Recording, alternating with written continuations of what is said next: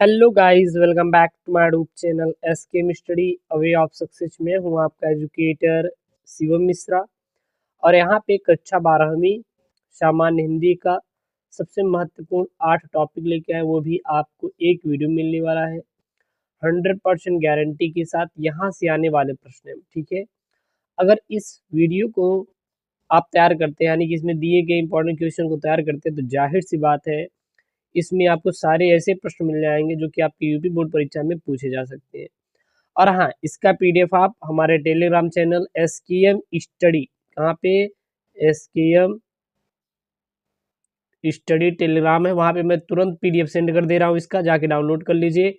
SKM study Telegram का link जो है वो डिस्क्रिप्शन बॉक्स के अंदर दिया, या फिर skmstudyclasses.com ऑफिशियल वेबसाइट है, वहाँ से भी जाके आप डाउनलोड कर सकते हैं। तो सबसे पहले हम लोग ऑब्जेक्टिव प्रश्नों को देखेंगे, जो कि काफ़ी महत्वपूर्ण ऑब्जेक्टिव प्रश्न है और आपके यूपी बोर्ड में आने वाले प्रश्न हैं। केवल उन्हीं प्रश्नों को हम लोग यहाँ पे डिस्कशन करेंगे। हर एक प्रश्न आपके लिए काफ़ी इंपॉर्टेंट है। चलिए देखते हैं यहाँ पे। सबसे पहला प्रश्न है यहाँ पे, श्री चंद्रावली नाटक के लेखक कौन है? श्री चंद्रावली नाटक के लेखक कौन है? हरिकृष्ण प्रेमी, भारतेंदु हरिश्चंद्र, जयशंकर प्रसाद या लाला श्रीनिवास दास। तो श्री चंद्रावली नाटक के लेखक कौन है? तो श्री चंद्रावली जो नाटक के लेखक हैं वो है भारतेंदु हरिश्चंद्र। कौन है? भारतेंदु हरिश्चंद्र जो हैं वो श्री चंद्रावली नाटक के लेखक हैं। तो श्री चंद्रावली नाटक के लेखक का नाम लिखिए, कौन है? भारतेंदु हरिश्चंद्र जो है वो श्री चंद्रावली नाटक के लेखक हैं। ये याद रखना, काफ़ी इंपॉर्टेंट है आपकी बोर्ड एग्जाम से रिलेटेड। और आपके अगर यूपी बोर्ड में आ जाए तो बिल्कुल एक भी प्रश्न आपको छोड़ना नहीं है, बल्कि पूरा आपको करना है और 100% अपना पूरा एफर्ट लगा कर देना है। एक भी प्रश्न आपको छोड़ना नहीं है, ठीक है? कोई दिक्कत नहीं होगा। चलिए, तो श्री चंद्रावली नाटक के लेखक का नाम क्या बता देंगे आप लोग? सर भारतेंदु हरिश्चंद्र जी हैं। क्लियर है यहाँ तक? अगला यहाँ पे प्रश्न है, क्या प्रश्न है?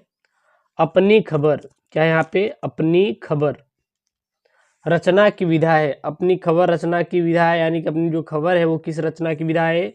क्या एक जीवनी है, या आत्मकथा, या रेखा चित्र है, या फिर संस्मरण है? तो अपनी खबर रचना की विधा है वो है आपकी आत्मकथा। क्या है यह? अपनी खबर जो रचना विधा है की विधा है, यह एक आत्मकथा है। क्या है? आत्मकथा है। तो यहाँ पे मैंने पहले बहुविकल्पीय प्रश्नों को जोड़ा है, ठीक है ना। चलिए अब हम लोग अति लघुत्तरीय प्रश्न कुछ बन जाते हैं आपकी बोर्ड परीक्षा में, उसको देख लेते हैं। भाषा योग वशिष्ठ के रचनाकार कौन है? ये बहुविकल्पी में बन जाएंगे और अति लघुत्तरीय में बन जाएंगे। ये दोनों टाइप के प्रश्न यहाँ पर आपको देखने के लिए मिल जाएंगे। तो भाषा योग वशिष्ठ के रचनाकार जो है वो राम प्रसाद निरंजन जी हैं। कौन है? राम प्रसाद निरंजन जो है भाषा योग वशिष्ठ की रचनाकार है। अगला प्रश्न है, युद्ध यात्रा की रचनाकार कौन है? तो युद्ध यात्रा की रचनाकार धर्मवीर भारती हैं। युद्ध यात्रा के रचनाकार कौन है? तो युद्ध यात्रा के रचनाकार आपको सीधा बता देना है कि सर धर्मवीर भारती जी जो हैं ये युद्ध यात्रा के रचनाकार हैं। अब यहाँ पे एक गद्यांश दिया है जो कि काफ़ी इंपॉर्टेंट है। गद्यांश क्या है? भूमि का निर्माण देवों ने किया है, वह अनंत काल से है। जो भूमि का निर्माण है इसको देवों ने किया है, यह क्या है? अनंत काल से है।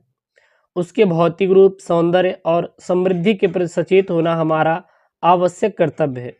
भूमि के पार्थिव स्वरूप के प्रति हम जितने अधिक जागरूक होंगे उतनी हमारी राष्ट्रीयता बलवती हो सकेगी। यह पृथ्वी सच्चे अर्थों में समस्त राष्ट्रीय विचारधाराओं की जननी है। जो राष्ट्रीयता पृथ्वी के साथ नहीं जुड़ी है वह निर्मूल होती है। राष्ट्रीयता की जड़ें पृथ्वी में जितनी गहरी होंगी उतना ही राष्ट्रीय भावों का अंकुर पल्लवित होगा।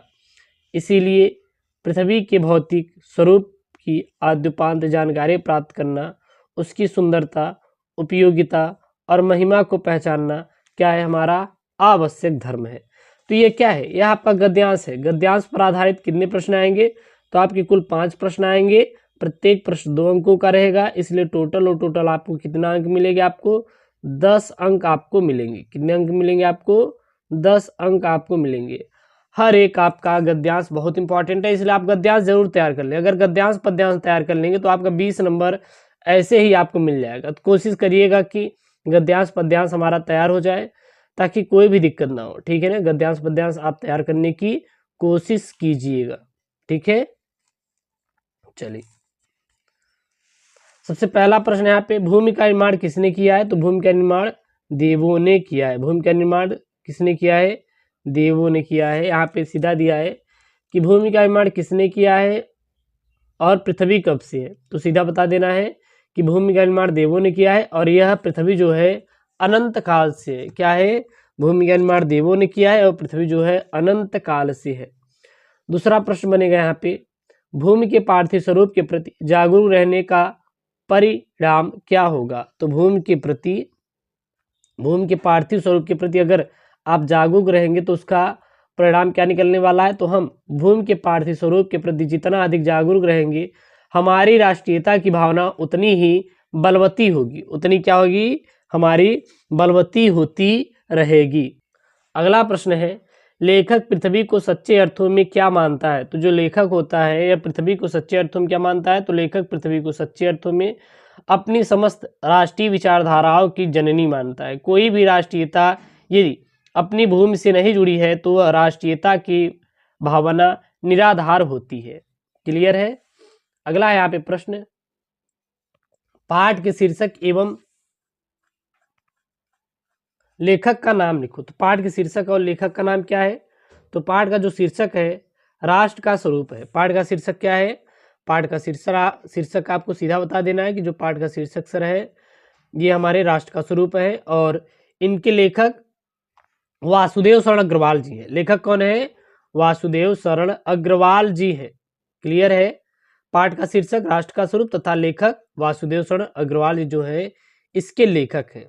काफ़ी ये इंपॉर्टेंट है प्यारे बच्चों, इसको तो आप जरूर से जरूर तैयार कर ले, ठीक है ना। जो आपके लिए इंपॉर्टेंट रहेगा केवल हम उन्हीं को ज़्यादा से ज़्यादा डिस्कशन करेंगे और आपकी यूपी बोर्ड परीक्षा में आए केवल उन्हीं को हमें क्या करना है? पढ़ना है। ऐसे प्रश्नों को बिल्कुल नहीं पढ़ना जो कि आपकी यूपी बोर्ड परीक्षा में पूछे ही नहीं जाएंगे। क्या मतलब है उन प्रश्नों को पढ़ने से जो कि आपके बोर्ड में नहीं पूछे जाएंगे, ठीक है ना। चलिए, अगला है यहाँ पे रेखांकित अंश की व्याख्या की। इसको तो अपने से कर लेंगे, इसमें ज़्यादा कुछ नहीं है। और चलिए, अगला प्रश्न है यहाँ पे व्याकरण से रिलेटेड। जी हाँ, हिंदी व्याकरण से रिलेटेड अनेकार्थी शब्द। क्या यहाँ पे?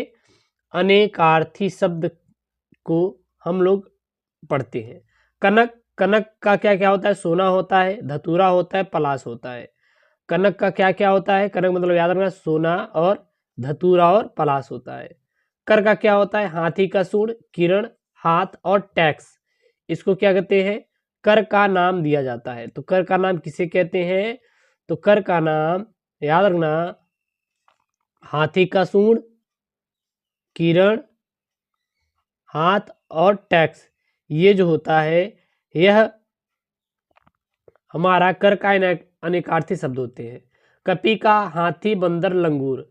अंबर का वस्त्र, आकाश, एक इत्र, ठीक है। अर्थ का क्या होता है? सोना, तात्पर्य, धन और कारण। चपला क्या होता है? बिजली, लक्ष्मी, चंचल और स्वभाव स्त्री। स्वभाव स्त्री, चंचल स्वभाव की स्त्री।